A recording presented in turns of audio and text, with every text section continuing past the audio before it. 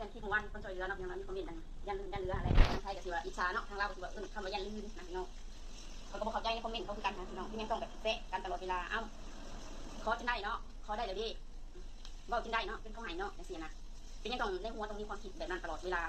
เห็นซองนั้นซองนี้เขาได้ยังเล็กน้อยต้องมีแบบคอมเมนต์แบบแซะเขานะอยากได้น้ำบอกเรื่องอะไรอยากได้กระเทศเพราะว่าคิดการทำช่อง YouTube เดิมมันสิมีคนหักเป็นแค่2 คนพี่น้องว่าถ้าอุ่นมีเงินแม่ก็สิบหลักให้ลูกทุกคนต้องมีเงินทุกอย่างต้องเงินเบิดเนาะฝากพี่น้องติดตาม